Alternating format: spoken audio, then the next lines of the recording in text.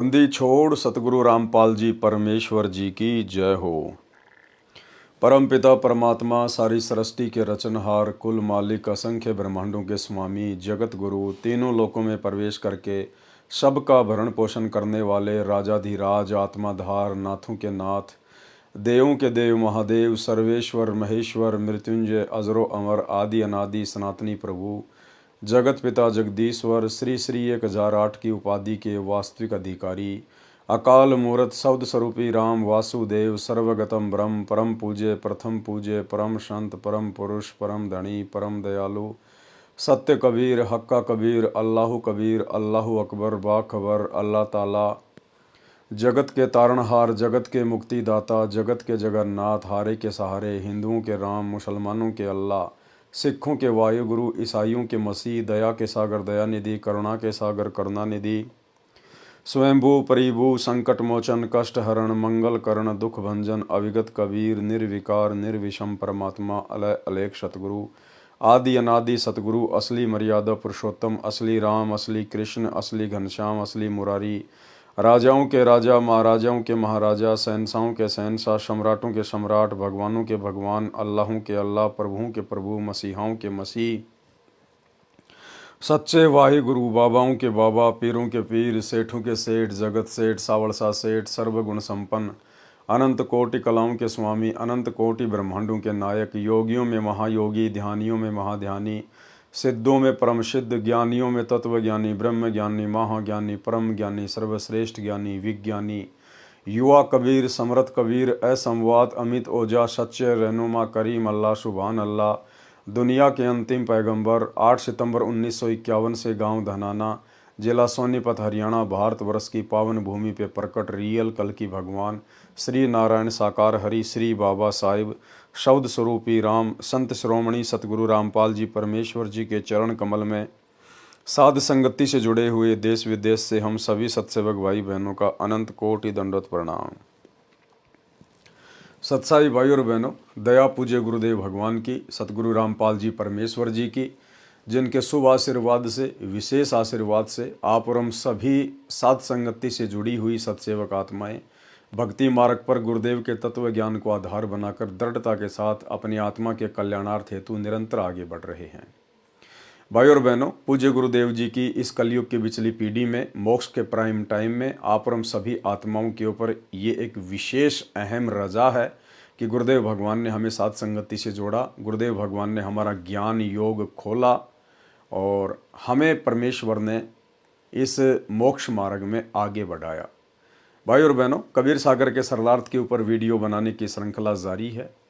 इसी श्रृंखला में आज हमारा ये 38वें नंबर का वीडियो है। प्रत्येक वीडियो में परमेश्वर हमें कुछ न कुछ शिक्षा अवश्य देते हैं।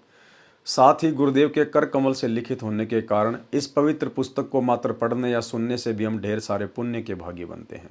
तो आज के वीडियो में गुरुदेव भगवान ने काफ़ी कुछ जानकारी जगत वाले भाई बहनों के हिसाब से लिखी है, जिसमें धर्मदास जी की वंशगद्दी वाले जो परंपरागत महंत परंपरा से हैं, उनके पीछे जो भगत समाज लगा हुआ है, उनको परम संत जानकर परमेश्वर का सत्य मार्ग जानकर उन आत्माओं के लिए आज विशेष जानकारियां हैं। बाकी हम भगत भाई बहनों के लिए भी बीच बीच में कुछ एक पॉइंट हैं। तो शुरू करते हैं गुरुदेव के कर कमल से लिखित पवित्र पुस्तक कबीर सागर के सरलार्थ के ऊपर वीडियो नंबर 38। ये कबीर सागर का सरलार्थ पेज नंबर 328 अध्याय 4 का सौरोदय का सारांश। कबीर सागर में 21वां अध्याय 4 का सौरोदय पृष्ठ 81 927 पर है। इस अध्याय में परमेश्वर कबीर जी ने मुख्य बात यह कही है कि सारनाम का सुमरण प्राणायाम विधि से किया जाता है। श्वास उश्वास से नाम जाप करने से मोक्ष प्राप्ति होती है। शेष तो मिलावटी तथा बनावटी बातें हैं। जो चौके की विधि लिखी है ये धर्मदास के वंशजों की करामात है। यानी धर्मदास जी की जो वंश परंपरा वाले हैं वो कहते हैं कि सारनाम सार शब्द की कोई आवश्यकता नहीं है, गुरु अपने आप ही पार कर देगा। लेकिन यथार्थ जो बात है वो पूज्य गुरुदेव भगवान ने बताई है कि सारनाम सार शब्द का बहुत ही महत्वपूर्ण स्थान है और साथ ही सारनाम का जाप जो है वो प्राणायाम विधि से किया जाता है। यानी श्वास उश्वास की विधि से होता है। केवल सच्चा सतगुरु ही बता सकता है। अध्याय अलिफनामा का सारांश। कबीर सागर में 22वां अध्याय अलिफनामा पेज 91 पर है। इस अध्याय में 2 प्रश्न हैं। इसमें अरबी भाषा की कै ख गय वाला ज्ञान करवाया तथा प्रत्येक अक्षर से परमात्मा की महिमा का वर्णन किया गया है। जैसे सीन स सरासरी सिर साई का सब सीनों के अंदर, साचा वचन सुनो साधो जन सवाती बरसे समुंदर। काफ यानी कै कलब है अरस जमी का सुनकर और नकीरा, नेकी करो बदी बिसारो कुल से कहत कबीरा। इस अध्याय का इतना ही ज्ञान पर्याप्त है। अध्याय कबीर बाणी का सारांश। कबीर सागर में 23वां अध्याय कबीर बाणी पेज नंबर 92 पर है। इस अध्याय में पृष्ठ 101 तक सृष्टि रचना का अधूरा तथा मिलावटी ज्ञान है। सृष्टि रचना का यथार्थ ज्ञान आप इसी पुस्तक के पेज नंबर 603 से 670 तक पढ़ें, यानी आगे जानकारी आएगी। कबीर बाणी पेज 102 तथा 103 का सारांश। धर्मदास जी ने परमेश्वर कबीर जी से प्रसन्न किया कि हे परमेश्वर, मुझे आपने वंश तथा अंश दोनों का ज्ञान दिया है। अंश है नाद यानी वचन के पुत्र तथा शिष्य परंपरा। वंश है बिंद यानी शरीर के पुत्र जो धर्मदास जी के वंश है। धर्मदास जी ने पूछा है कि जो मेरे वंश वाले दीक्षा देंगे वो किस लोक में जाएंगे, और जो अंश वाले से दीक्षा लेगा उसके अनुयायी किस लोक या द्वीप में जाएंगे। धर्मदास उवाच। धर्मदास विनती असलाई, तुमरे चरण मुक्ति गति पाई। उत्पत्ति कारण हम पावा, वंश अंश दोनों निर्तावा। लोक दीप ठोर बतायो, बैठक स्नेह हंस हंस चिन्हायो। कैसा स्वरूप समर्थ है, कैसे हैं सब हंस, के ही करनी ते पाइये, कैसे कटे काल की फंस। सतगुरु वचन यानी जिंदा महात्मा के रूप में फिर गुरुदेव भगवान ने क्या बताया। कहे कबीर सुनो धर्मदासा, अल्प बुद्धि घट महानिवासा। सत्य लोक के हैं अधर अनुपा, तामे हैं 27 दीपा। सत्य शब्द का टेका दीन्या, अगम पोहुमी रचितिन लीन्या। इन्हें आगे गुरुदेव भगवान इन वाणियों का फिर सरलार्थ भी कर रहे हैं, इसलिए हम केवल वाणियां ही पढ़ेंगे। सागर साथ ताही विस्तारा, हंस चले तां रहे विस्तारा। अग्रवास वह सूरन कांति, तां बैठे हंसन की पांति। पोहुप दीप है मध्य सिंहासन, कल्प दीप हंसन को आसन। अविगत भूषण अविगत सिंगारा, अविगत वस्त्र अविगत आहारा। कमल स्वरूप भूमि है भाई, वहाँ की उपमा देऊं बताई। आभा चंद्र सूर्य नहीं पावई, भूल चूक के शीस नवावई। कला अनेक सुख सदा होई, वह सुख भेद यहाँ लहे न कोई। नृत्य हंस पुरुष के संगा, नवसिख रूप बण्यो बहुअंगा। पुरुष रूप को वर्ण भाई, कोटि भानु शशि पार न जाई। छत्र स्वरूप को वर्ण भाई, अविगत रूप सदा अधिकाई। 27 दीप में करे आनंदा, जो पहुँचे सो काटे फंदा। हंस हिरंबर और सोहंगा, श्वेत अरुण रूप दोऊ अंगा। विमल ज्योत को है उजियारा, झलके कला पुरुष में भरा। चारी शब्द का लोक बनावा, 5 स्वरूप ले हंस समावा। सत्य शब्द की भूमि बनाई, क्षमा शब्द आसन निर्माई। सत्य शब्द की भूमि बनाई, क्षमा शब्द आसन निर्माई। धीरज शब्द सो छत्र उजियारा, सुमत शब्द सो वस्त्र पसारा। प्रेम शब्द सो हंस निर्माई, आप शब्द ते लोक समाई। दीपन करे दीप हंस बिहारा, तहाँ पुरुष निर्मल उजियारा। जब विहंसे मुख मोड़ सुहाई, निरत हेरी विहंसे चितलाई। भावार्थ किया है। परमेश्वर कबीर जी ने कहा है कि हे धर्मदास, तेरी बुद्धि फिर से अल्प हो गई है, यानी मंद बुद्धि की बातें कर रहा है। अब सुन तेरे प्रश्न का उत्तर। सतलोक में 27 द्वीप हैं, 7 सागर हैं। उन द्वीपों में बहुसंख्या में मुक्त भगत यानी हंस रहते हैं। सुंदर वस्त्र पहनते हैं, श्रृंगार किए हैं, आभूषण पहनते हैं। यानी भाई और बहनों, हमने ये जो आभूषण है, सोना चांदी है, ये ज्वेलरी है या हीरे मोतियों की माला है, हमने केवल इस काल के 21 ब्रह्मांड में त्यागनी है। बाकी सतलोक में हमें ज्यों की त्यों सारी की सारी सुविधा मिलेंगी, यहाँ से भी उत्तम। क्योंकि सतलोक में मन नहीं है, वहाँ पर काल नहीं है, इसलिए ये चीज़ें हमें दुखी नहीं करेंगी, हमारे अंदर मान बड़ाई पैदा नहीं करेंगी, अभिमान और अहंकार पैदा नहीं करेंगी। लेकिन जब तक हम इस 21 ब्रह्मांड में हैं, काल के अधीन हैं, तब तक ये सोना चांदी पहनना, ज्वेलरी पहनना, श्रृंगार करना, मेकअप करवाना, ये चीज़ें हमारे अंदर अहंकार पैदा करेंगी, मान बढ़ाई पैदा करेंगी, जो कि भक्ति मार्ग में सबसे बड़ी बाधक है। इसलिए गुरुदेव भगवान हमें भगत बनाने के लिए इन सब चीज़ों से दूर करते हैं। अन्यथा यही सारी चीज़ें हमें सतलोक में मिलेंगी, इससे भी अति सुंदर मिलेंगी।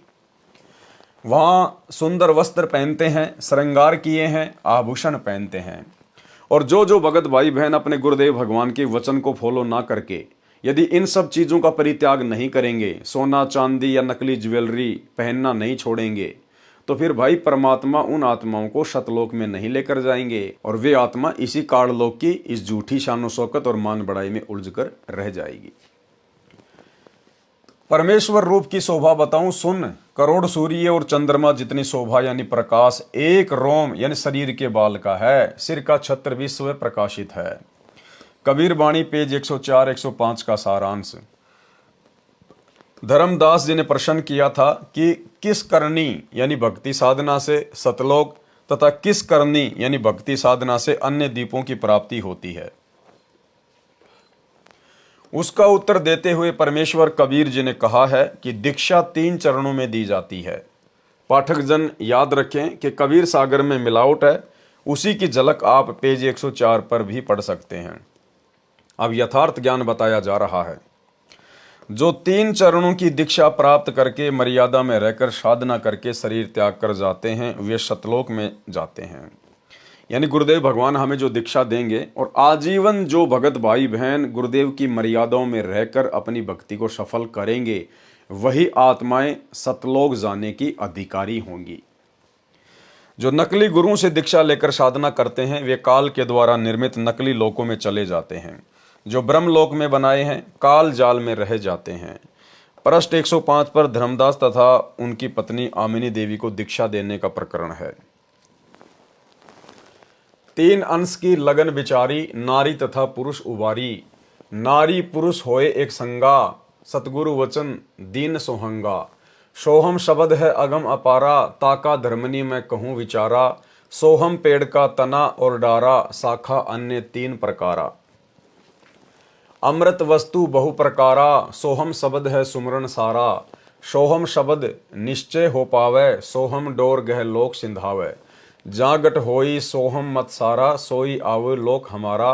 सुरती नाम सोहम में राखो, परचे ज्ञान तुम जग में भाखो। एती सिद्धि सोहम की भाई, धर्मदास तुम लेओ चितलाई। धर्मदास लीन्या परवाना, भय आदीन छूटा अभिमाना। सोहम करनी उच्च विचारा, सोहम शब्द है जीव उजियारा। सोहम के गुरुदेव भगवान ने 2 रूप बताए हैं। एक सोहम का मतलब होता है जीव, एक सोहम का मतलब होता है जीव, और एक सोहम है मंत्र, जिसकी साधना से हम इस काल के ऊपर विजय प्राप्त करेंगे। पृष्ठ 106 का सारांश। कबीर धर्मदास उन मन बसो, करो सत्य शब्द की आश। सोहम सार सुमरन है, मुनिवर मरे पियास। भावार्थ, परमेश्वर कबीर जी ने धर्मदास जी को 3 चरण में दीक्षा क्रम पूरा होने की बात कही तो धर्मदास को दीक्षा लेने की लगन लगी।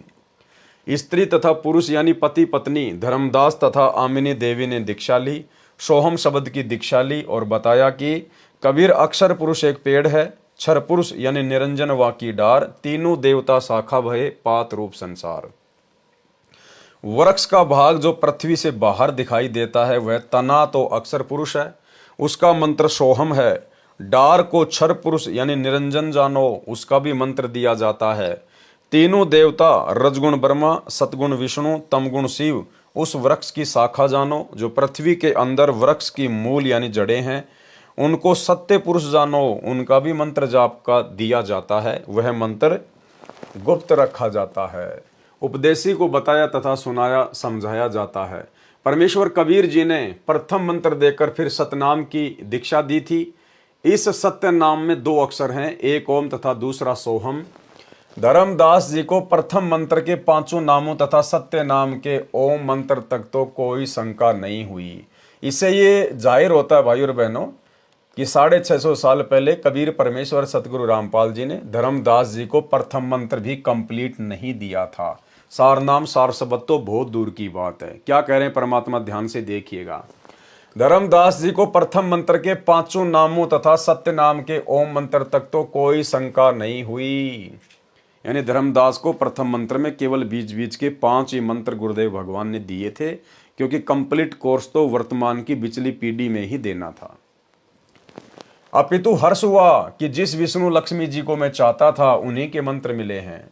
ओम नाम भी जाना माना तथा विश्वसनीय माना, परंतु सोहम शब्द को सुनकर अजीब सा महसूस किया। परमेश्वर कबीर जी अंतर्यामी हैं, सब समझ गए कि धर्मदास जी को शंका है। तब कहा कि यह सोम मंत्र सार सुमरण है, ये विशेष मंत्र है, इसके बिना तो ऋषि मुनि भी प्यासे मर रहे हैं, अर्थात मुक्ति प्राप्त नहीं कर सके। पृष्ठ 108, पृष्ठ 109 पर सामान्य ज्ञान है, जो पहले वर्णन किया जा चुका है।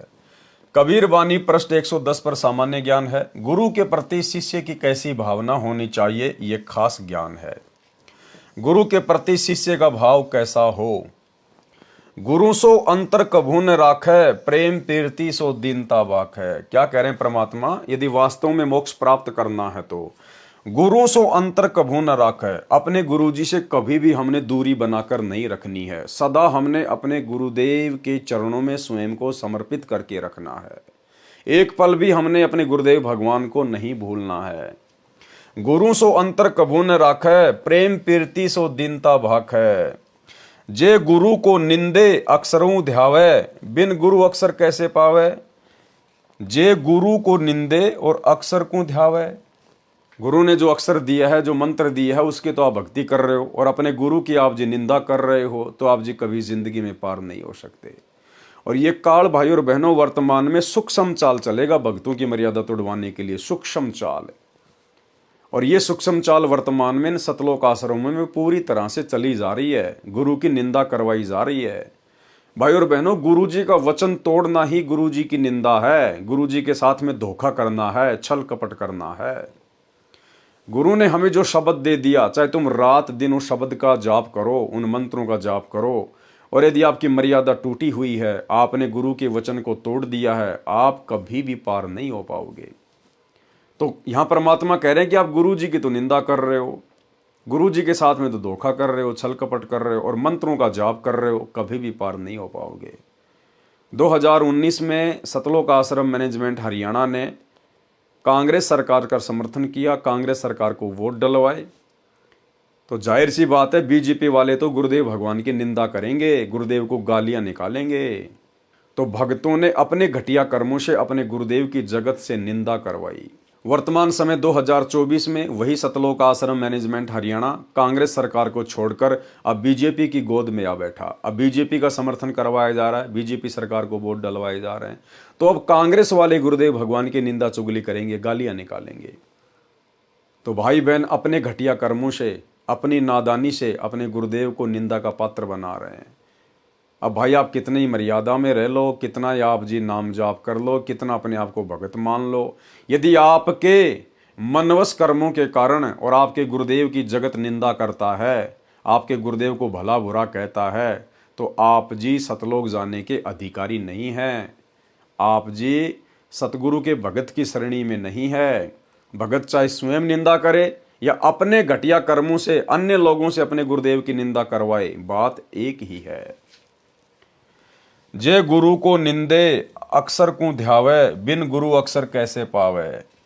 गुरु संगाती शब्द लखावे, जाके बल हंसा घर आवे।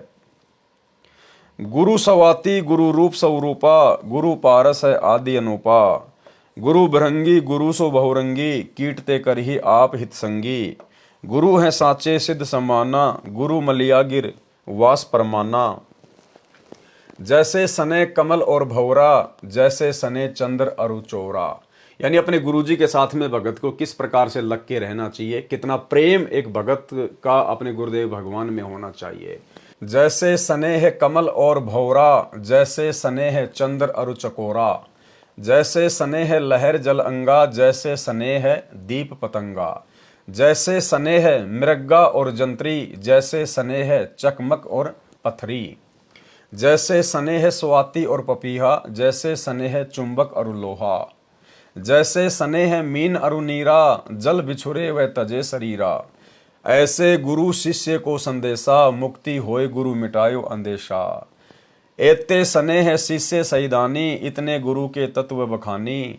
गुरु की दया चलो रे भाई, बिन गुरु पार न पावे कोई। गुरु सोई सत्य शब्द बतावे, और गुरु कोई काम न आवे। साखी उपमा कहाँ दीजिए, पटतर को नाही। पल पल करो जो बंदगी, छिन छिन देखो ताही। परमेश्वर कहते हैं कि गुरु के समान किसी को भी उपमा नहीं दी जा सकती, क्योंकि गुरु के समान कोई दूसरा धरती पर है ही नहीं। भावार्थ, परमेश्वर कबीर जी ने धर्मदास जी को माध्यम बनाकर सर्व भगत समाज को गुरु जी के प्रति शिष्य का कैसा भाव श्रद्धा होनी चाहिए वह बताया है। कहा है कि गुरु जी के समक्ष छल कपट ना करें, शुद्ध हृदय से बात करें। और 2014 बरवाला कांड के बाद केवल गुरु जी के साथ में छल कपटी किया जा रहा है, धोखाधड़ी ही की जा रही है, गुरु को मानुष मानकर, जैसे उन्हें कुछ नहीं पता। गुरु की गैर हाजिरी में उनकी मर्यादाओं की धज्जियां उड़ाते हुए धनाना गांव के बच्चों के खेलने के लिए 1 करोड़ रुपए की लागत का बैडमिंटन का स्टेडियम बना दिया गया। गुरु जी के साथ में धोखा, छल कपट।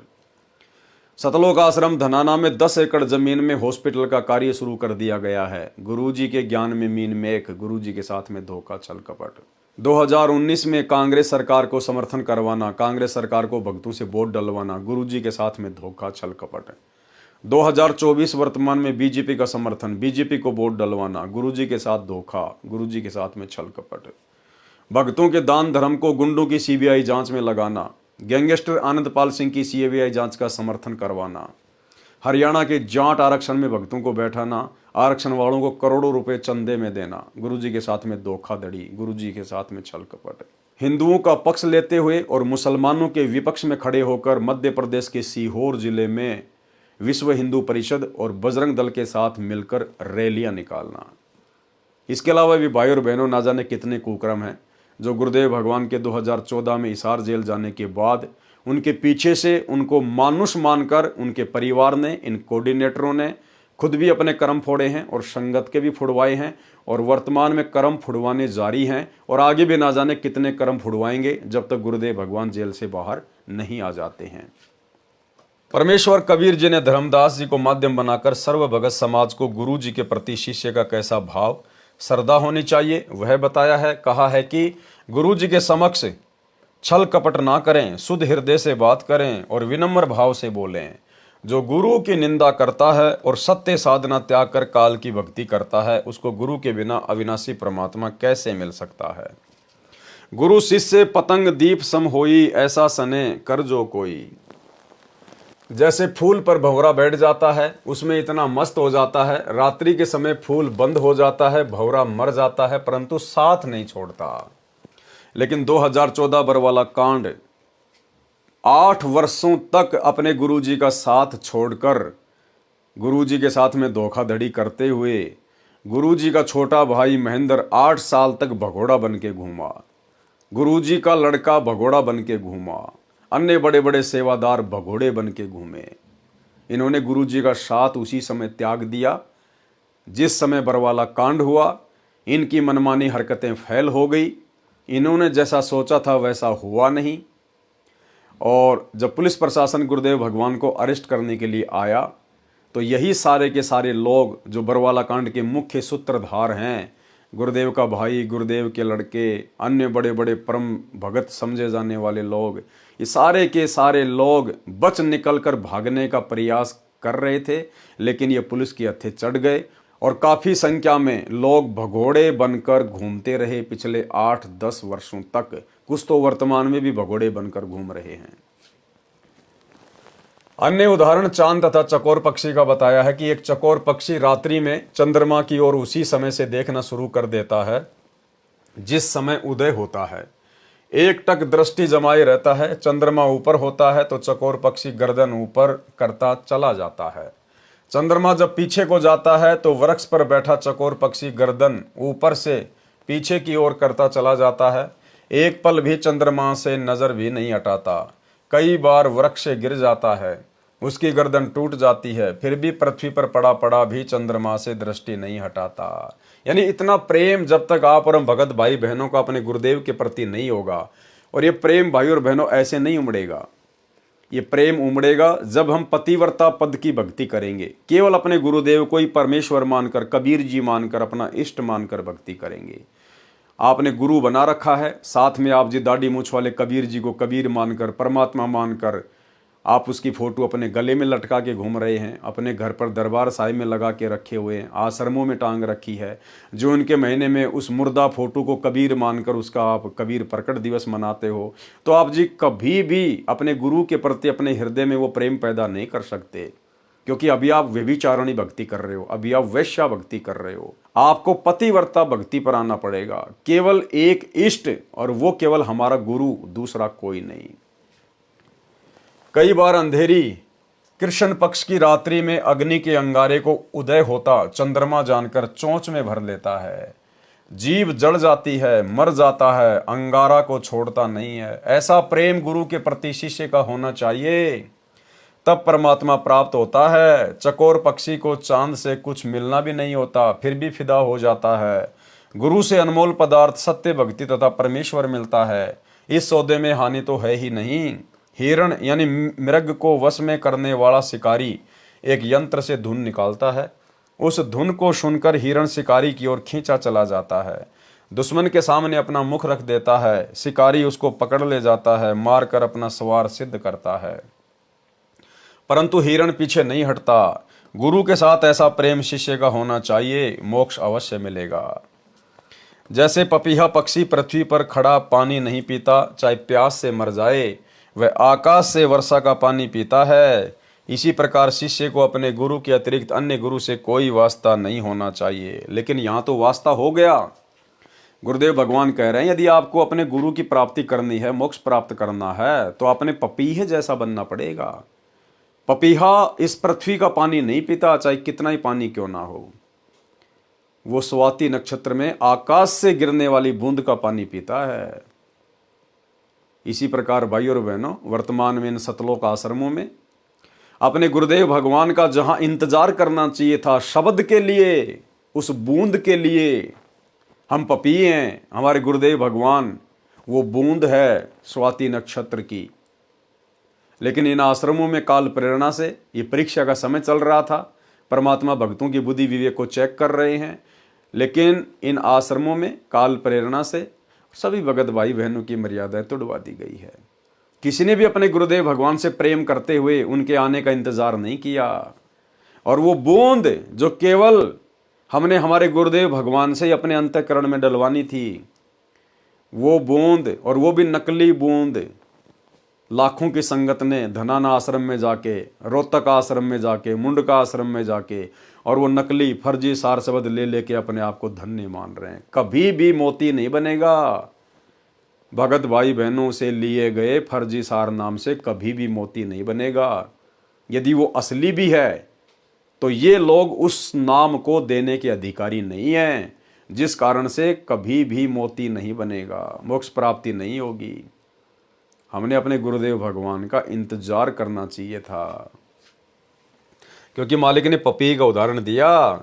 जैसे पपीहा पक्षी पृथ्वी पर खड़ा पानी नहीं पीता, चाहे प्यास से मर जाए, वह आकाश से वर्षा का पानी पीता है। इसी प्रकार भक्तों ने केवल अपने गुरुदेव भगवान के आने के बाद उनसे सार नाम लेना चाहिए था। इसी प्रकार शिष्य को अपने गुरु के अतिरिक्त अन्य गुरु से कोई वास्ता नहीं होना चाहिए। अब भक्तों के गुरु कौन बन गए? जिन्होंने वो सार नाम दिया है, सार शब्द दिया है या दिलवाया है, वो बन गए भक्तों के गुरु। गुरु भगवान तो जेल में बैठे हुए हैं और अपने जैसे 2 कोड़ी के जीवों से वो नकली नाम लेके अपने गले में माला पहन के और अपने आप को धन्य समझ रहे हैं। जैसे मछली पानी के बिना पल भी नहीं रह सकती, यदि जल से दूर हो जाती है तो मर जाती है। जिस शिष्य का ज्ञान योग खुल जाता है, यानी जिसको मोक्ष के महत्व का पता चल जाता है, तो उसकी दशा मछली मीन जैसी हो जाती है। अब ये ज्ञान योग भाई और बहनों केवल सत्सेवकों का खुला है, केवल सत्सेवकों का। ये दास जो बार बार कहता है ना कि केवल सत्सेवकों का ही ज्ञान योग वर्तमान में गुरुदेव भगवान ने खोल रखा है। इसलिए केवल सत्सेवकों को ही सतगुरु रामपाल जी में परमेश्वर दिखाई देता है, कबीर भगवान दिखाई देता है।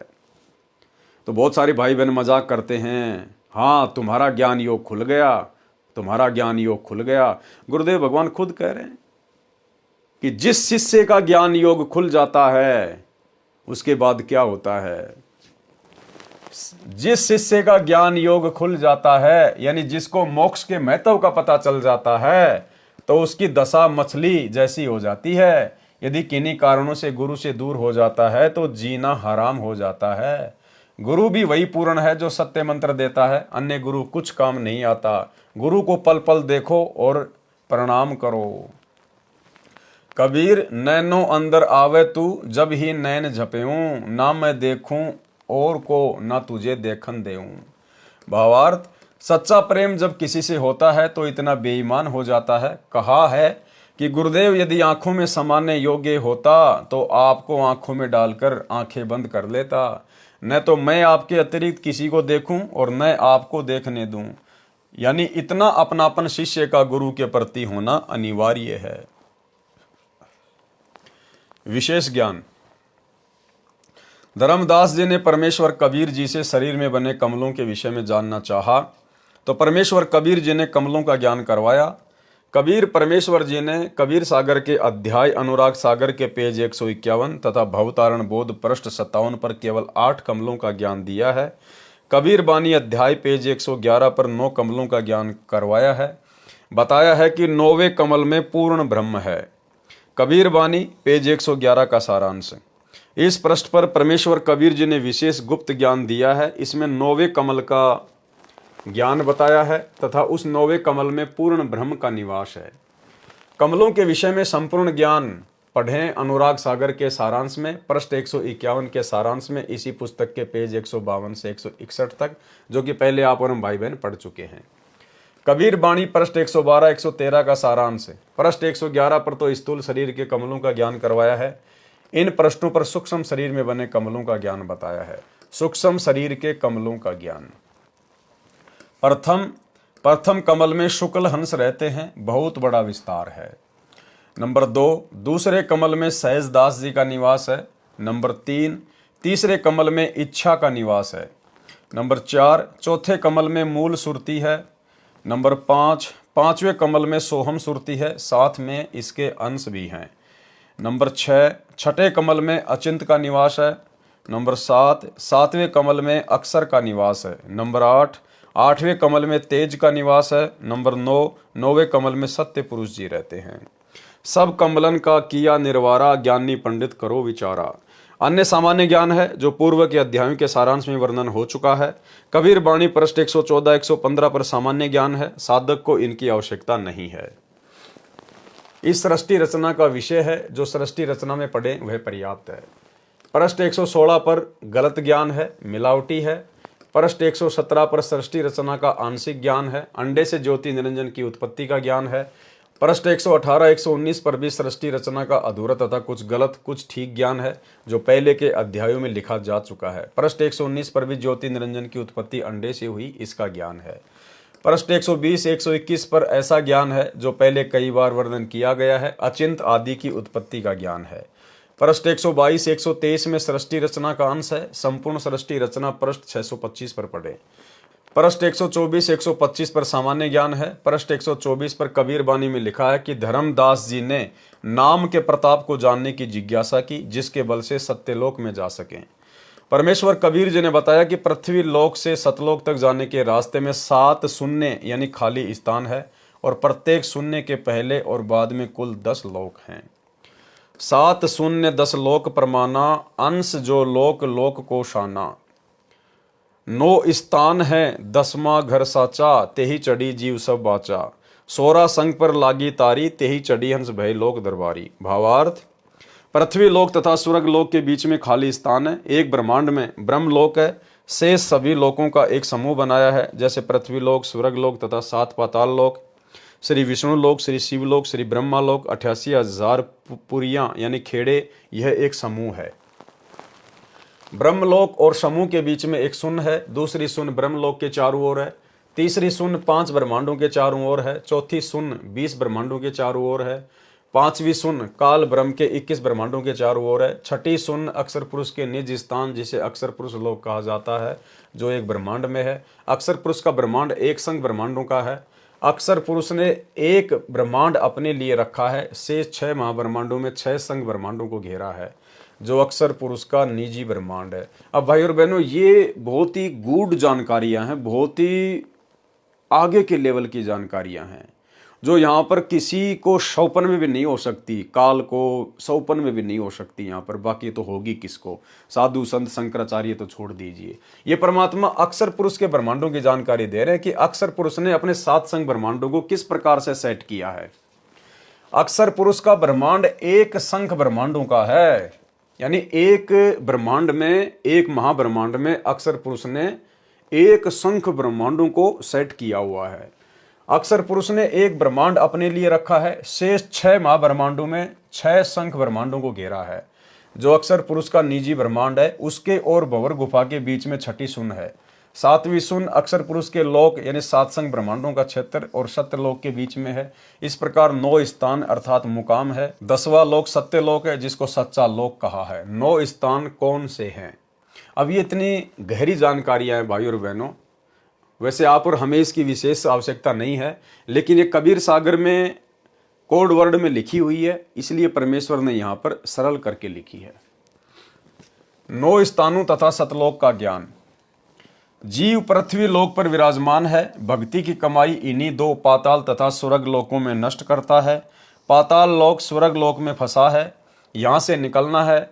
ये 2 लोक तो स्थान, फिर तीनों देवताओं के लोक, ब्रह्मलोक, विष्णु लोक, शिवलोक व दुर्गा का लोक, ये 4 स्थान हैं। फिर ब्रह्मलोक ये 1 स्थान है। कुल 2 + 4 + 1 = 7, ये 7 स्थान हैं।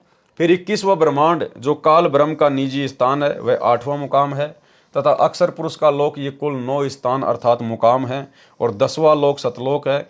इस प्रकार ये 10 मुकाम है। शरीर में बने कमलों में भी यही व्यवस्था है। नंबर 1 पाताल लोक में गणेश का लोक है। नंबर 2 उसके बाद ब्रह्मा शांतरी का लोक है। नंबर 3 विष्णु तथा लक्ष्मी जी का लोक है। नंबर 4 फिर महादेव तथा पार्वती जी का लोक है। नंबर 5 दुर्गा का लोक है। नंबर 6 त्रिकुटी का स्थान स्वर्ग लोक के अंदर है। नंबर 7 7वां काल ब्रह्म लोक है। अन्य 2 लोक ऊपर हैं। ज्योति निरंजन का निज स्थान तथा अक्सर पुरुष का निज स्थान पृथ्वी लोक को इसलिए नहीं गिना जाता कि ये रास्ते में नहीं आता, यहाँ से जीव प्रस्थान करता है। 10वां सत्य पुरुष का लोक सत्य लोक है। पृष्ठ 125 पर 16 लोकों का ज्ञान है। यह सतलोक के अंदर द्वीप हैं जो 27 द्वीपों से भिन्न हैं। इनमें परमेश्वर के वे वचन पुत्र तथा उनका परिवार रहता है, जो सृष्टि की शुरुआत में 16 वचनों से उत्पन्न किए थे। सृष्टि रचना में पढ़ें इनकी उत्पत्ति तथा नाम। इस पृष्ठ पर यह भी स्पष्ट किया है कि भजन अर्थात नाम जाप के प्रताप से सब द्वार खुलेंगे, यानी प्रत्येक कमल से मार्ग मिलेगा तथा लोकों के द्वार अर्थात दरवाजे खुलेंगे। पाताल पांजी से जीव उबारा, भजन प्रताप से उदरे दवारा। कबीर बानी पृष्ठ 126 से 129 का सारांश। इन पृष्ठों पर अचिंत तथा अक्सर पुरुष के द्वीपों में जाकर ज्ञान देने का प्रकरण है, जो काल ब्रह्म के लोक में रहने वालों को जानना आवश्यक नहीं है। यानी ये बहुत ही उच्च कोटि का ज्ञान है। सतलोक में परमेश्वर उन द्वीपों में जाकर क्या क्या ज्ञान देते हैं, किन किन को ज्ञान देते हैं, जो आप और हमारे यहाँ पर किसी काम के विशेष नहीं है, क्योंकि ये ज्ञान है जो उच्च स्तर का है। काल जाल में फंसे प्राणियों को जो आवश्यक है उसका खुलासा यानी स्पष्टीकरण किया जाएगा। ये ज्ञान सतलोक में बने लोकों में रहने वालों के लिए आवश्यक है।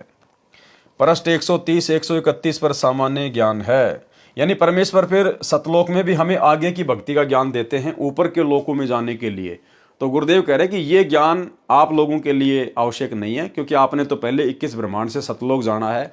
सतलोक में जाने के बाद फिर परमेश्वर इसी प्रकार से ऊपर के लोकों में जाने के लिए हमें ज्ञान देते हैं। पृष्ठ 130 131 पर सामान्य ज्ञान है। कबीर बानी पृष्ठ 132 से पृष्ठ 137 का सारांश। इन पृष्ठों में 12 पंथों का ज्ञान है। ये विस्तृत जानकारी इसी पुस्तक कबीर सागर का सरलार्थ में ज्ञान सागर के सारांश में पेज 88 से 91 पर पढ़ें। कुछ संक्षिप्त जानकारी लिखता हूँ।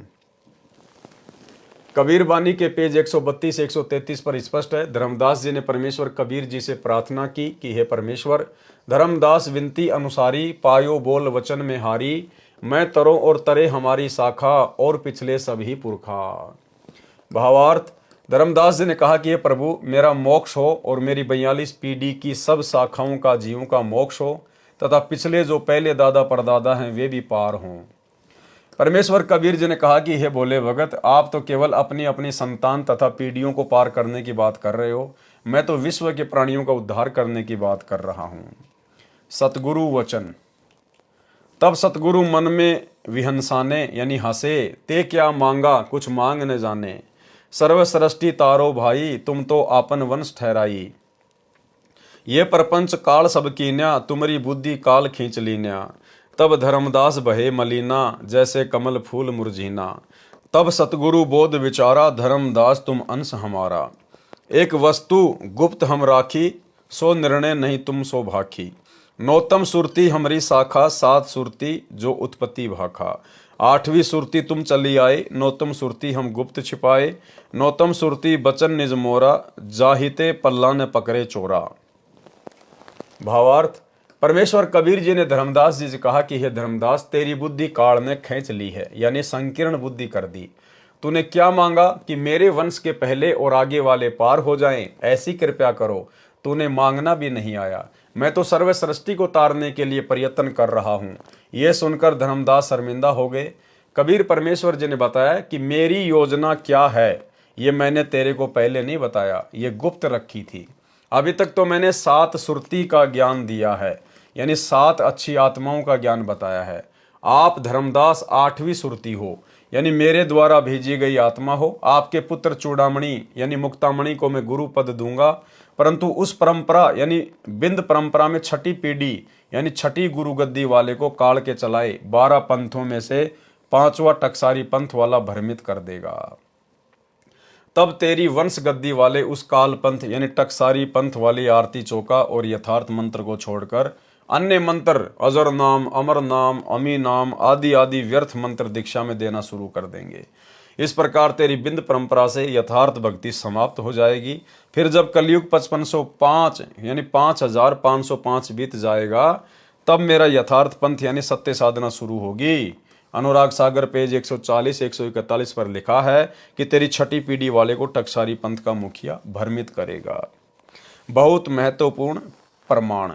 भाई और बहनों, हम इसी कबीर सागर के सरलार्थ में पहले जो शुरू में वीडियो बने थे उनमें यह प्रकरण पूरा आ चुका है। अति महत्वपूर्ण प्रकरण, इसलिए हम इसको सीधा सीधा ही पढ़ेंगे। बहुत महत्वपूर्ण प्रमाण। परमेश्वर कबीर जी ने बताया कि हे धर्मदास, तू मेरा अंश है। मैं तुझे एक अति गुप्त भेद बताता हूं जो मैंने अभी तक तुझसे छुपा रखा है।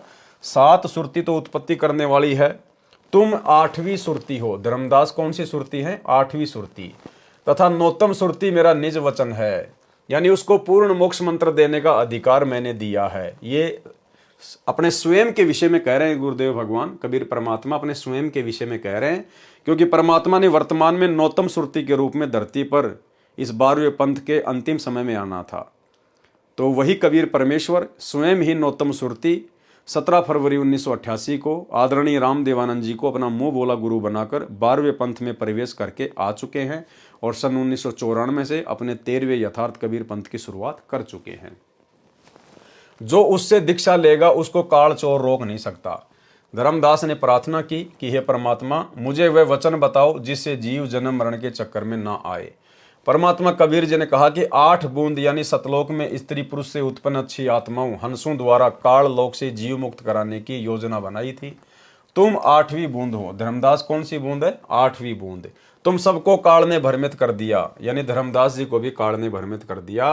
अब 9वीं बूंद कौन? सतगुरु रामपाल जी। नौतम सुरती को संसार में भेजूंगा, उसका जन्म भी तुम्हारी तरह बूंद से यानी माता पिता से होगा, यानी लोक दिखावे में होगा, सांसारिक दृष्टि में होगा, वैसे उनका जन्म नहीं होता।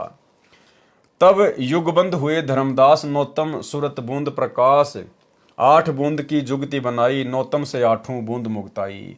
अब धर्मदास सहित उन सभी आत्माओं का वर्तमान में उस 9वीं बूंद यानी नौतम सुरती सतगुरु रामपाल जी परमेश्वर जी से मुक्ति करवाई जाएगी।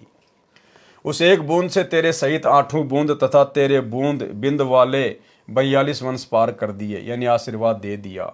वंश 42 बूंद तुम्हारा, 100 में 1 बूंद से तारा। हे धर्मदास, तू मेरी 8वीं सुरती है जो संसार में भेजा है। कलयुग 5505 वर्ष बीत जाने पर मेरा यथार्थ 13वां कबीर पंथ चलेगा। उसको चलाने वाली मेरी नौतम सुरती होगी। स्वयं परमात्मा ही होंगे, अपने आप को छुपा रहे हैं। वह 9वीं आत्मा मेरा निज वचन यानी सत्य नाम सार शब्द लेकर जन्मेगा। अब बताओ भाई, अब वो नौतम सुरती कौन है? उसके द्वारा चलाए पंथ में जो नाम दीक्षा लेगा तो काल चोर उसको रोक नहीं पाएगा। अब वो नौतम सुरती स्वयं सतगुरु रामपाल जी भगवान कबीर परमात्मा है। और क्या कहा जा रहा है उनके बारे में, वह नौवीं आत्मा मेरा निज वचन यानी सत्य नाम सार शब्द लेकर जन्मेगा। अब बताओ दादा गुरु जी ने किसको सार शब्द दिया भाई? जब स्वयं सतगुरु रामपाल जी भगवान सार शब्द लेकर प्रकट हुए हैं, क्योंकि ये परमेश्वर हैं, इनके अलावा तो शब्द किसी के पास है ही नहीं। तो बताओ फिर इनका गुरु कौन होगा जिससे ये शब्द लेंगे?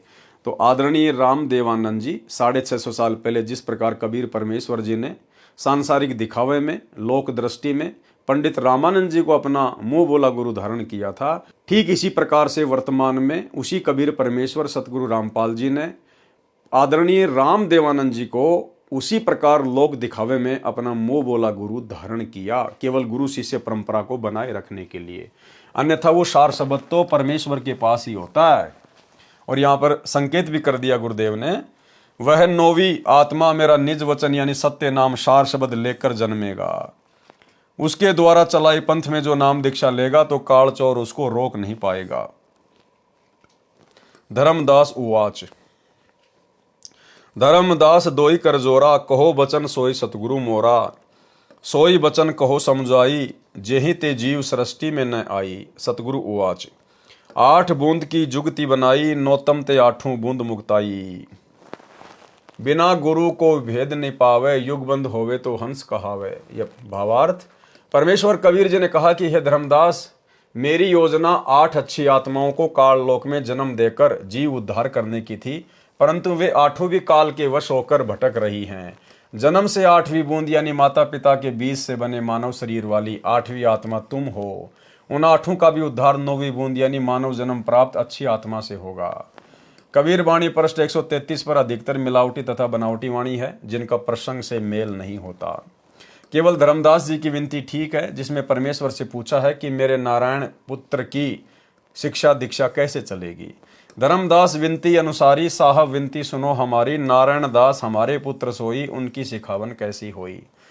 सतगुरु उवाच, तब सतगुरु ये वचन पुकारा, चूड़ामणि वंश छत्र उजियारा। और सब जीव काल धर खाई, नारायण जीव काल का भाई। चूड़ामणि नाम से काल डराई, सत्य नाम है तो जीव मुक्ताई। तिनकी सनद चले संसारा, उनके हाथ नाम सत हमारा। ये वाणी उचित है, शेष बनावटी है। भावार्थ परमेश्वर कबीर जी ने स्पष्ट कर दिया कि नारायण दास तो काल का भेजा जीव है, वह हमारे मार्ग पर नहीं चलेगा। उसने तो श्री कृष्ण जी की महिमा बताई थी, चूड़ामणि को मैं गुरुपद दूंगा, उसके सिर पर गुरुपद का छत्र लगेगा। अनुराग सागर के पेज 140 पर स्पष्ट किया है कि चूड़ामणि की परंपरा भी भ्रमित होकर काल जाल में रह जाएगी। उपरोक्त वाणी में यह भी स्पष्ट कर दिया है कि यदि गुरु पद पर विराजमान के पास सतनाम है तो जीव मुक्त होंगे। उनकी सनद यानी प्रमाणिकता संसार में मुक्ति के लिए मान्य होगी। उनके हाथ में हमारा सत शब्द भी रहेगा, अन्यथा न गुरु का मोक्ष होगा न अनुयायियों का।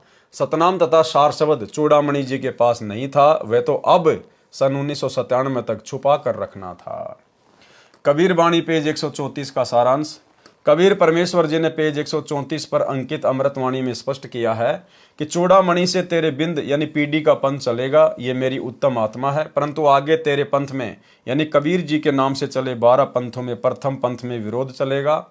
6ठी पीढ़ी के पश्चात काल साधना शुरू हो जाएगी, ये पंथ भी काल पंथ ही होगा। तेरे पंथों के मुखिया कैसे होंगे? वंश परंपरा। प्रथम वंश उत्तम, ये चूड़ामणि जी के विषय में कहा है। दूसरा वंश अहंकारी, ये जागुदास जी है। तीसरा वंश प्रचंड, ये सूरत गोपाल जी है। चौथा वंश बिरहे, ये मूल निरंजन पंथ है। 5वां वंश निंद्रा, ये टकसारी पंथ का मुखिया है। 6ठा वंश उदास विरोध, ये भगवान दास जी का पंथ है। 7वां वंश ज्ञान चौतराई, ये सतनामी पंथ है। 8वां वंश द्वादश पंथ विरोध, ये कमाल जी का कमालीय पंथ है। 9वां वंश पंथ पूजा, ये राम कबीर पंथ है। 10वां वंश प्रकाश, ये परम धाम की वाणी पंथ है। 11वां वंश प्रकट पसारा, ये जीवा के पंथ के विषय में है। 12वां वंश प्रकट होए उजियारा, ये संत गरीबदास जी गांव छुडानी जिला झज्जर हरियाणा प्रांत वाले के विषय में है। 13वें पंथ मिटे सकल अंधियारा, ये रामपाल दास के विषय में है, जिसको नौतम सुरती कहा है। और एक छोटा सा वीडियो गुरुदेव भगवान के मुख कमल से, जिसमें परमेश्वर ने स्पष्ट कर दिया कि वो 13वां वंश ये दास है जो आपके सामने है, भाई तुम कब पहचानोगे? सुनिए। यानी 12वां पंथ गरीबदास जी के द्वारा जो चलाया जाएगा उसमें मेरी महिमा का कुछ कुछ उजियारा सा होगा, क्लियर नहीं होगा। और 13वें वंश मिटे सकल अंधियारा। बोल सतगुरुदेव की जय।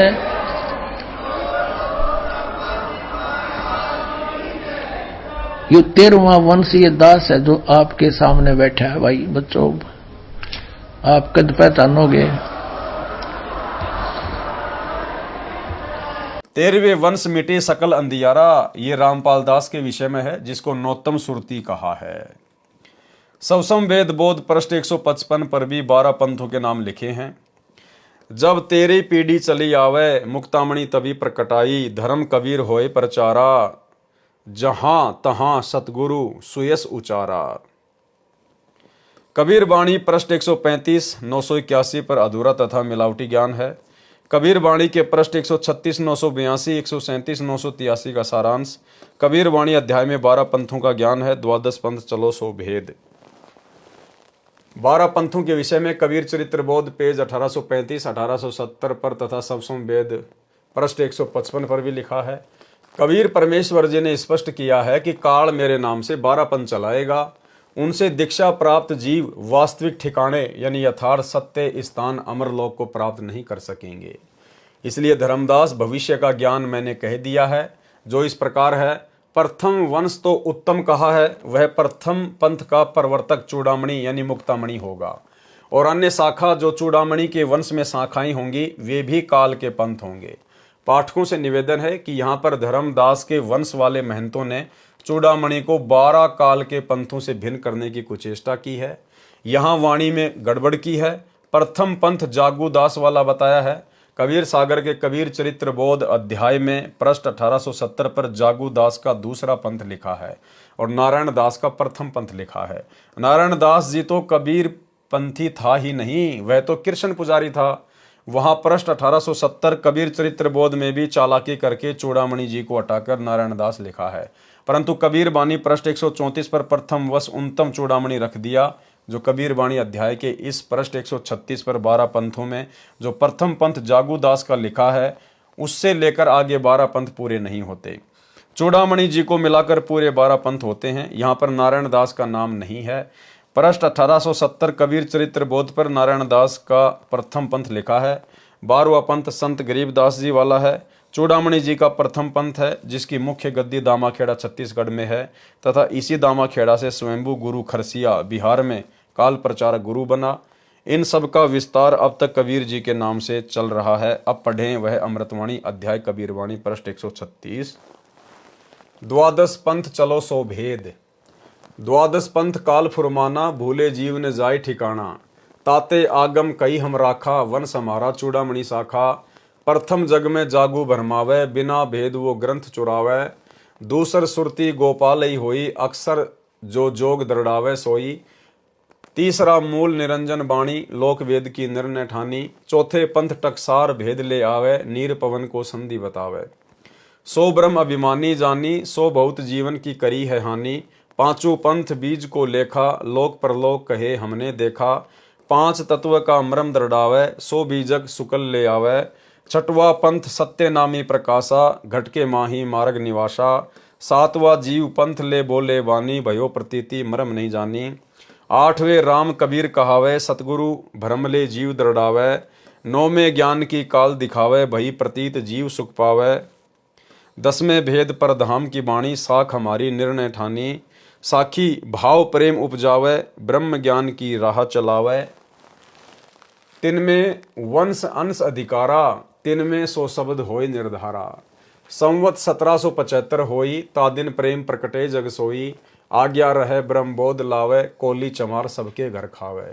साखी हमारे ले जीव समुझावे, असंख्य जन्म में ठोर न पावे। 12वें पंथ प्रगट होवे बाणी, शब्द हमारे की निर्णय ठानी। अस्थिर घर का मर्म न पावे, ये 12 पंथ हम ही को ध्यावें। 12वें पंथ हम ही चलावे, सब पंथों को मिटाकर एक पंथ चलावें। कबीर परमेश्वर क्या कह रहे हैं कि उस 12वें पंथ में, गरीबदास जी वाले पंथ में फिर आगे चलकर हम स्वयं ही आएंगे। कोई अवतार नहीं भेजेंगे, कोई आत्मा नहीं भेजेंगे, स्वयं ही आने की बात कही है। 12वें पंथ हम ही चलावे, सब पंथ मिट एक ही पंथ चलावें। तब लगी बोधो कूरी चमारा, फेरी तुम बोधो राज दरबारा। प्रथम चरण कलयुग निर्याना, तब मगहर मांडो मैदाना। धर्मराय से मांडो बाजी, तब धरी बोधो पंडित काजी। बावन वीर कबीर कहूँ, भव सागर सो जीव मुक्ताऊं।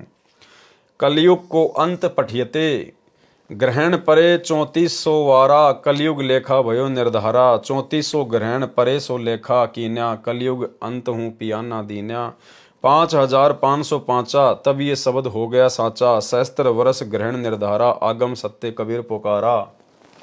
धर्मदास मोरी लाख दुहाई, मूल शब्द बाहर ना जाई। पवित्र ज्ञान तुम जग में बाखो, मूल ज्ञान गोई गुप्त राखो। मूल ज्ञान जो बाहर पर ही, बिचली पीढ़ी वंश हंस नहीं तरही। 33 अरब ज्ञान हम बाखा, मूल ज्ञान गोए हम राखा। मूल ज्ञान तुम तब लग छुपाई, जब लग द्वादश पंथ मिट जाई। द्वादश पंथ का जीव स्थान। द्वादश पंथ अनशन के भाई, जीव बांधी अपने लोक ले जाई। द्वादश पंथ में पुरुष न पावे, जीव अंश में जाई समावे। भावार्थ, कबीर परमेश्वर जी ने काल के 12 पंथों का वर्णन करके 13वें पंथ का ज्ञान भी दिया है। प्रथम पंथ चूड़ामणि जी जो धर्मदास जी के दूसरे पुत्र थे, जो परमेश्वर कबीर जी के आशीर्वाद से आमिनी देवी की कोख से जन्मे थे। फिर उनको परमेश्वर कबीर जी ने गुरुपद प्रदान किया था। अनुराग सागर पृष्ठ 140-41 पर स्पष्ट कर ही रखा है कि चूड़ामणि यानी मुक्तामणि की बिंद परंपरा अर्थात संतान की चलाई गुरु गद्दी में छठी पीढ़ी से सत्य भक्ति समाप्त हो जाएगी और काल वाले नकली कबीर पंथ टकसारी पंथ वाला आरती चौका तथा कबीर सागर में अध्याय सुमरण बोध पृष्ठ 22 पर लिखा शब्द यानी पूरा शब्द आरती की तरह दीक्षा में देना शुरू कर दिया। वर्तमान में धर्मदास जी की गद्दी पर चल रहा दीक्षा मंत्र यह है जो सुमरण बोध के पृष्ठ 22 पर लिखा है, जो इस प्रकार है।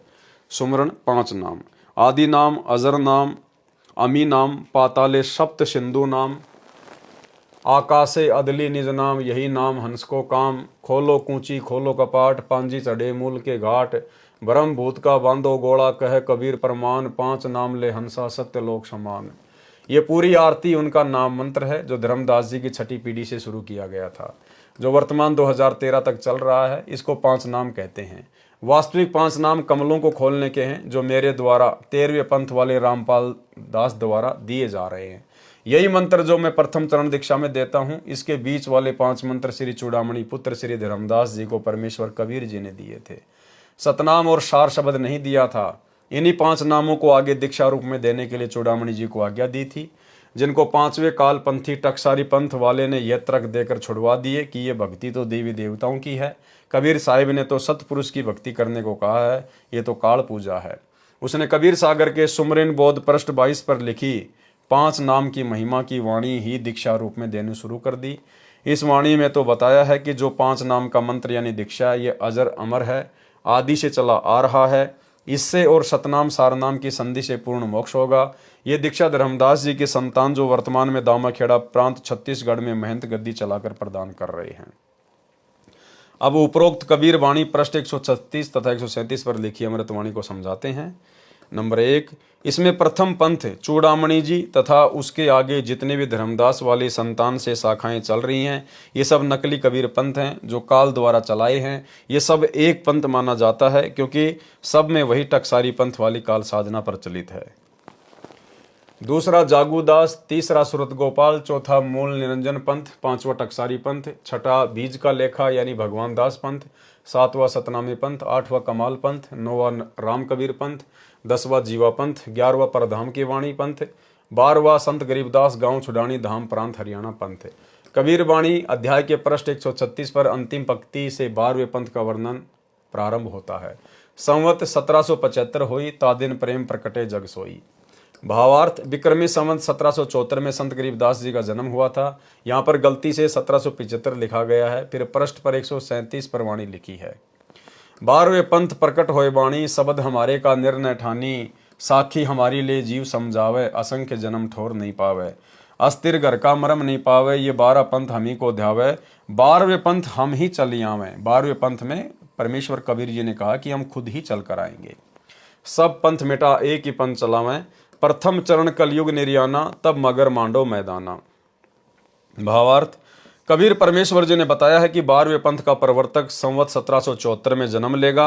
संत गरीबदास जी के विषय में कहा है। यह कबीर चरित्र बोध अध्याय के पेज 1870 पर भी स्पष्ट है कि 12वां पंथ गरीबदास जी का पंथ है। फिर कहा है कि 12वें पंथ में मेरी महिमा की वाणी प्रकट होगी, यानी गरीबदास जी जो 12वें पंथ वाला वह मेरी महिमा की वाणी बोलेगा। उसके अनुयायी तथा अन्य 11 पंथों के अनुयायी मेरी साखी यानी वाणी को आधार बनाकर उसको अपनी बुद्धि के अनुसार अनुवाद करके जीवों को समझाएंगे। मेरी वाणी में लिखे पद, छंद, शब्द तथा दोहों के अर्थों का अपनी बुद्धि से निर्णय किया करेंगे। ठीक से न समझकर उल्टा पुल्टा अर्थ लगाकर व्याख्यान करके असंख्य जन्म तक स्थायी स्थान यानी सतलोक प्राप्त नहीं कर सकते।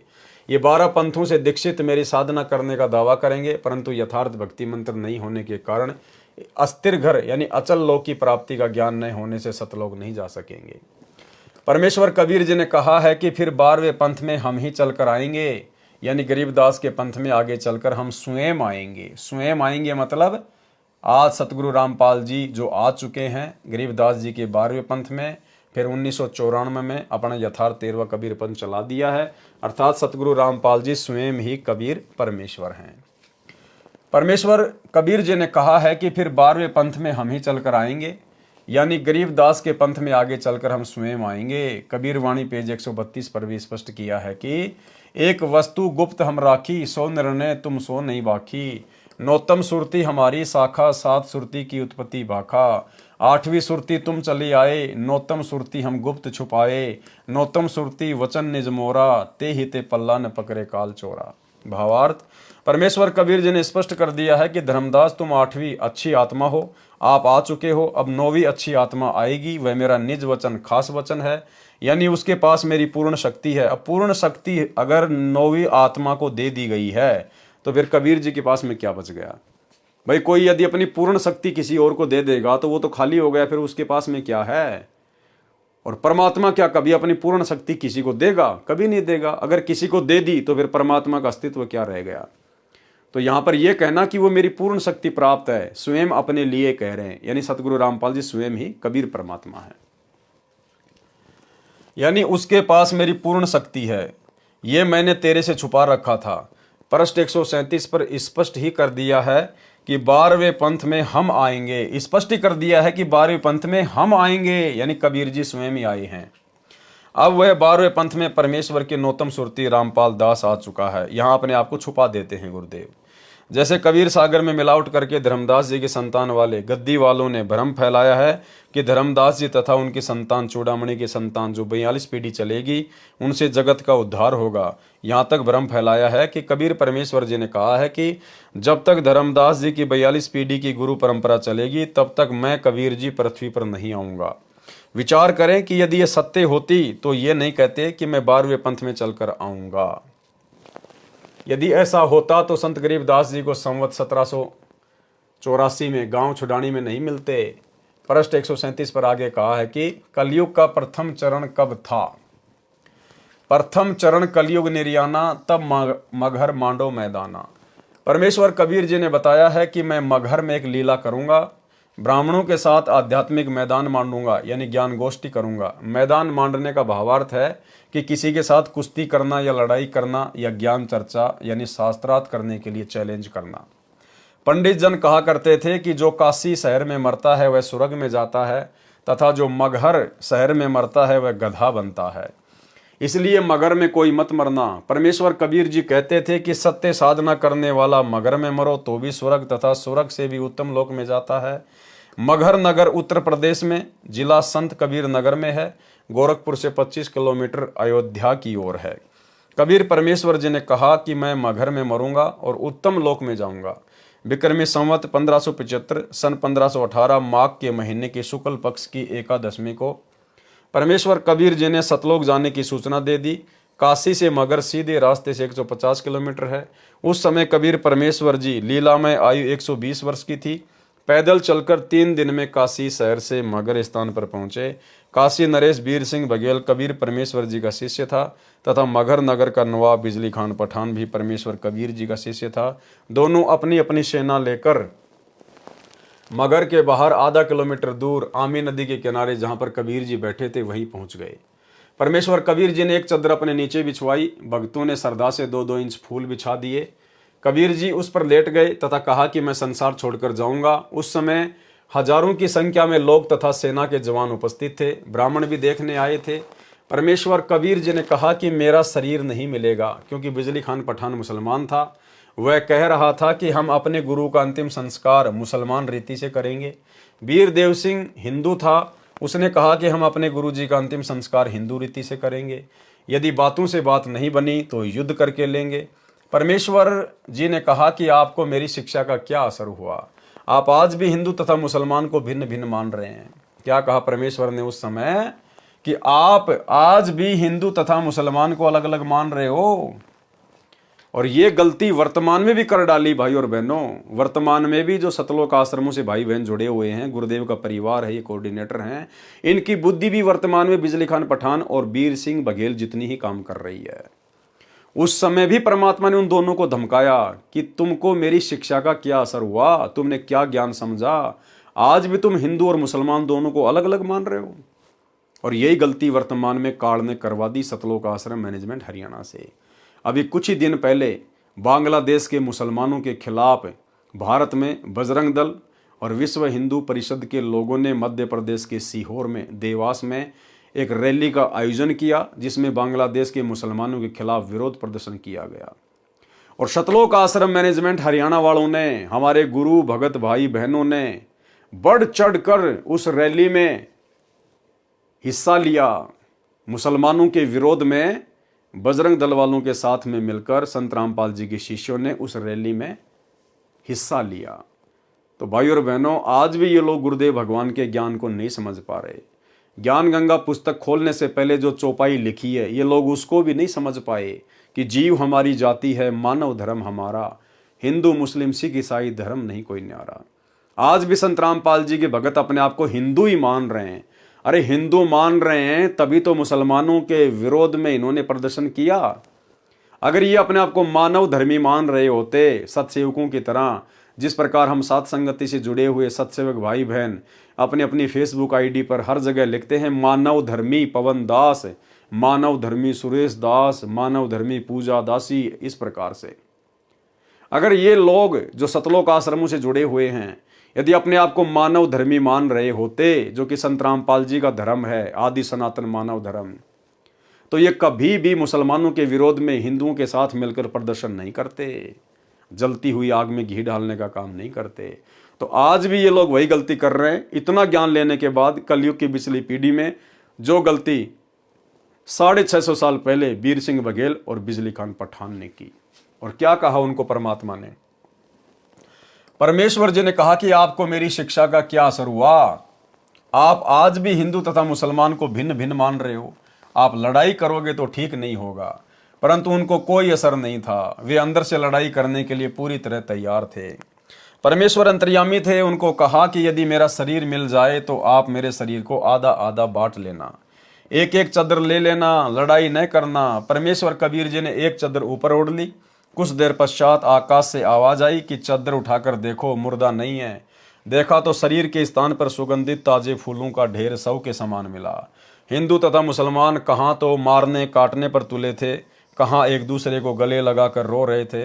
पंडित भी आश्चर्यचकित थे कि मगर मरने वाला सशरीर स्वर्ग चला गया, क्योंकि पंडितों को सतलोक का ज्ञान नहीं है। दोनों धर्मों ने एक एक चादर तथा आधे आधे फूल ले लिए। दोनों ने मगर में यादगार बनाई जो पास पास बनी है। बिजली खान पठान ने दोनों यादगारों के नाम 500 बीघा जमीन दे दी, जो आज भी प्रमाण है। 1 बीघा पुराना, 2.75 बीघा नया, 1 एकड़ 5 नए बीघों का है। वह समय कलयुग का प्रथम चरण था, जिस समय परमेश्वर कबीर जी मगर से सशरीर सतलोक गए थे। कलयुग का बिचली पीढ़ी का समय परमेश्वर कबीर जी ने बताया था कि जिस समय कलयुग 5505 वर्ष बीत जाएगा तब हम 13वां पंथ चलाएंगे। क्या कहा था कबीर परमेश्वर जी ने? जब कलयुग का समय 5505 वर्ष बीत जाएगा तब हम 13वां पंथ चलाएंगे। सन 1997 में कलयुग 5505 वर्ष बीत चुका है, वह 13वां पंथ प्रारंभ हो चुका है। कलयुग का अंतिम चरण परमेश्वर कबीर जी ने बताया था कि जिस समय 3400 ग्रहण सूर्य के लग चुके होंगे तब कलयुग का अंत हो जाएगा। कलयुग पयाना यानी प्रस्थान कर जाएगा। कबीर बाणी पृष्ठ 137 पर पंक्ति नंबर 14 गलत लिखी है। यथार्थ चौपाई इस प्रकार है, 13वां पंथ चले रजधानी, नौतम सुरती प्रगट ज्ञानी। पंक्ति नंबर 13 भी गलत लिखी है, ठीक इस प्रकार है, 67 वर्ष पंथ चले निर्धारा, आगम सत्य कबीर पुकारा। वाणी नंबर 12 भी गलत है, ठीक नीचे पढ़िए, कलयुग बीते 5505, तब ये वचन होएगा सांचा। पंक्ति नंबर 15 भी गलत लिखी है, ठीक निम्न है, कबीर भक्ति करे सब कोई, सकल सृष्टि परमानिक होई। भावार्थ, परमेश्वर कबीर जी ने तीनों चरण कलयुग के बताए हैं। फिर धर्मदास जी से प्रतिज्ञा सौगंध दिलाई कि मूल ज्ञान यानी तत्व ज्ञान तथा मूल शब्द सार शब्द किसी को उस समय तक नहीं बताना है जब तक 12 पंथ मिट न जाएं। विचार करें, 12 पंथ मिटाकर एक पंथ चलाना था। उस समय जिस समय कलयुग में 5505 वर्ष बीत जाएगा, कलयुग का वह समय सन 1997 में है, तो इससे पहले ये नाम बताना ही नहीं था। तो दामाखेड़ा छत्तीसगढ़ वाले धर्मदास जी के बिंद यानी संतान गद्दी वालों के पास तो सार शब्द तथा तत्व ज्ञान है ही नहीं। न तो वे मुक्त कर सकते हैं और न ही मुक्त हो सकते हैं। उसके लिए परमेश्वर कबीर जी के अनुराग सागर पृष्ठ 140 141 पर स्पष्ट कर दिया है कि हे धर्मदास, तेरा छठी पीढ़ी से यथार्थ पंथ नाम की साधना भी समाप्त हो जाएगी। कालपंथी टकसारी जो काल के द्वारा चलाए कबीर नाम से चले पंथों में 5वां पंथ है, उसकी आरती चौका तथा नाम दीक्षा प्रारंभ करेगा, जो दामाखेड़ा में वर्तमान में चल रही है। फिर पृष्ठ 137 कबीर वाणी पर पंक्ति नंबर 19 में यह भी स्पष्ट कर दिया है कि मैंने यानी कबीर परमेश्वर जी ने 33 अरब ज्ञान बोला है, परंतु तत्व ज्ञान मूल ज्ञान गुप्त ही रखा है। यह तो उसी समय खोलना है जब कलयुग का बिचला चरण चलेगा यानी वर्तमान समय। 33 अरब ज्ञान हम भाखा, मूल ज्ञान गुप्त हम राखा। काल वाले कबीर पंथ के जीव कहाँ जाएंगे? द्वादश पंथ अनशन के भाई, जीव बोध अपने लोक ले जाई। द्वादश पंथ में पुरुष नहीं आवे, जीव अंश में जाई समावे। भावार्थ, 12 पंथ काल अंश के चलेंगे। वे जीवों को गलत ज्ञान देकर अपने अपने लोकों में ले जाएंगे। सतलोक नहीं जा सकते, ये ऊपर स्पष्ट हो चुका है। पृष्ठ 138 से 156 तक दामाखेड़ा वालों ने यथार्थवाणी को घुमाकर मिलावट करके बिगाड़ कर ये सिद्ध करने की कोशिश की है कि धर्मदास जी की 42 पीढ़ियों से जीव मुक्त होंगे। वास्तविकता यह है कि परमेश्वर कबीर जी ने बताया था कि तेरी कुल संतान इतनी हो जाएगी। यदि तेरी संतान काल जाल में नहीं फंसेगी तो यह संभव होगा, जो पृष्ठ 138 से 156 पर लिखा है। विचार करें, यदि इन पृष्ठों के ज्ञान को सत्य माने तो पृष्ठ 148 पर पंक्ति नंबर 14 में लिखा है कि 20 दिन और वर्ष 25 इतना कुल में चले संदिशा। भावार्थ, प्रत्येक गद्दी वाला 25 वर्ष और 20 दिन तक गद्दी पर रहेगा। विचार करें, क्या वर्तमान तक 13 पीढ़ी चल चुकी है, इनमें कोई 25 वर्ष 20 दिन गुरु पद पर रहा है? नहीं तो अपने आप वाणी का सिद्ध होता है। यदि काल छठे पीढ़ी वाले को नहीं ठगता तो यह समय सही रहता। कबीर वाणी पृष्ठ 149 पर पीढ़ी नंबर 6 का वर्णन। छठे वंश अंश अधिकारा, ताते काल आनी पेठारा। पुनि आवे पुरुषई सैदानी, तरे कड़िहार तिन्ही के परवानी। 317 7,000 वंश अंश संग उतरे पारा। भावार्थ, ये स्वयं मान रहे हैं कि छठी पीढ़ी में काल घुसपैठ करेगा। फिर कहा है कि पुरुष फिर आवेगा, उनसे पार हुए। विचार करें, वाणी में लिखा है कि अंश वंश उतरे पारा। ये वाणी भविष्य में होने वालों का संकेत नहीं कर रही है। इसका भावार्थ है कि 7370 अंश वंश पार उतर गए। यदि सत्य वाणी होती तो लिखते उतरेंगे पारा। फिर इसी पर पृष्ठ 149 पर पीढ़ी नंबर 4 की वाणी में लिखा है कि 1303 कड़िहार तिनके संग उतरी गयो पारा। भावार्थ है कि 1303 कड़िहार उनके साथ पार उतर गए। ये भी भविष्य का संकेत नहीं है, यह तो भूतकाल यानी बीते समय का ज्ञान है। इसलिए सब वाणी पृष्ठ 138 से 156 तक बनावटी तथा मिलावटी है। पृष्ठ 156 से 160 तक का सारांश। पृष्ठ 156 के नीचे की वाणी तथा पृष्ठ 157, 158, 159, 160 पर परमेश्वर ने स्पष्ट किया है कि जो नौतम सुरती 13वें पंथ से दीक्षा लेकर गुरु मर्यादा में रहकर भक्ति की कमाई करेंगे, वे सत्यलोक में विशेष स्थान पर रहेंगे। उनके सिर पर छत्र होगा, उनको परमेश्वर अपने समान शोभा प्रदान करेंगे। वे परमेश्वर कबीर जी के विशेष लाडले होंगे। उनके शरीर की शोभा तो 16 सूर्यों के प्रकाश जितनी ही रहेगी। इन पृष्ठों पर भी अधिक वाणी मिलावटी बनावटी है। उदाहरण के लिए पृष्ठ 160 पर अंत में वाणी लिखी है, सुनो धर्मदास मैं तुम्हें बखानी, आदि अंत की सुधी तुम जानी। संवत 1569 आवे, सतगुरु चली उड़ीसा जावे। जब लग वंश करे गुरुवाई, तब लग धरती धरो नहीं पाई। जब लग वंश 42 संसारा, तब लग नहीं आऊं पीछवारा। वचन वंश हम 40 बाखा, जग की मुक्ति वचन की शाखा। इन वाणियों में कहा है कि कबीर पुरुष ने कहा था कि संवत 1569 में सतगुरु उड़ीसा जाएगा।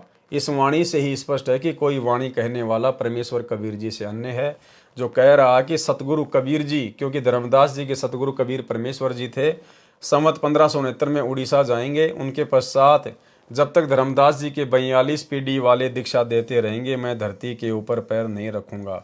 मैं कबीर जी फिर संसार में नहीं आऊंगा। विचार करें, परमेश्वर कबीर जी विक्रमी संवत 1575 सन 1518 को मगर स्थान से सशरीर सतलोक गए थे। वाणी में लिखकर सिद्ध किया है कि विक्रमी संवत 1569 को उड़ीसा से सतलोक चले गए थे। पहली झूठ। दूसरी झूठ, उसके पश्चात यानी संवत 1575 को सतलोक जाने के पश्चात परमेश्वर कबीर जी संत गरीबदास जी को संवत 1784 सन 1727 में फाल्गुन मास की सुधी चांदनी द्वादशी को परमेश्वर कबीर जी मिले। गुरु ज्ञान अमान अडोल अबोल है, सतगुरु शब्द सेरी पिछाणी। दास गरीब कबीर सतगुरु मिले, आन अस्त्यान रोप्या छोड़ानी। अन्य को भी परमेश्वर कबीर जी सतलोक जाने के पश्चात मिले हैं। संत दादू दास जी को मिले, संत गीसा दास जी को मिले, मुझदास रामपाल दास को सन 1997 में, संवत 2054 को फाल्गुन मास सुदी एकम को मिले। इससे स्पष्ट है कि कबीर सागर में काल द्वारा चलाए कबीर पंथ वालों ने बहुत गड़बड़ कर रखी है, परंतु अब भी बहुत कुछ सच्चाई शेष है जो उनकी कुदृष्टि से बच गई। इसकी पूर्ति संत गरीबदास जी द्वारा परमेश्वर कबीर जी ने कराई तथा पुराने कबीर सागर से भी शुद्धियाँ करके यह कबीर सागर का सरलार्थ पुस्तक परमेश्वर कबीर जी की कृपा से मेरे पूज्य गुरुदेव स्वामी राम देवानंद जी के आशीर्वाद से तैयार की गई है। कबीर सागर के अध्याय कबीर वाणी का सारांश संपूर्ण हुआ। सत साहिब। तो भाई और बहनों, आज के वीडियो में केवल इतना ही, क्योंकि आज के वीडियो में गुरुदेव भगवान ने जो धर्मदास जी की वंश गद्दी वाले हैं, जो अपने आप को कबीर पंथी कहते हैं, उन्होंने किस कदर कबीर सागर में मिलावट कर रखी है। जो बातें उनको तत्व ज्ञान के अभाव में समझ में नहीं आई, उन्होंने उनको या तो हटा दिया या उनमें फेर बदल करके अपनी समझ के अनुसार मनमाना आचरण करते हुए लिख डाली। तो गुरुदेव भगवान ने उस कबीर सागर को दोबारा से पूरे को शुद्ध किया है और शुद्ध करके फिर परमेश्वर ने अपने कर कमल से ये कबीर सागर का सरलार्थ लिखा है। तो आज की वीडियो में ज़्यादातर जो जानकारी थी वो केवल कबीर पंथ से संबंधित लोगों के लिए थी। हम यथार्थ 13वें कबीर पंथ वालों के लिए ज़्यादा महत्वपूर्ण बातें नहीं थी। लेकिन कल रात्रि 8 बजे जो अगला पार्ट होगा 39 नंबर, उसके अंदर स्वतंत्र कर्मों के विषय में परमेश्वर ने जानकारी दी है। तो कल हम रात्रि 8 बजे लाइव जुड़ेंगे। तब तक गुरुदेव भगवान हम सबको आज्ञा दे, इजाज़त दे, आशीर्वाद दे। बंदी छोड़ सतगुरु रामपाल जी भगवान की जय हो।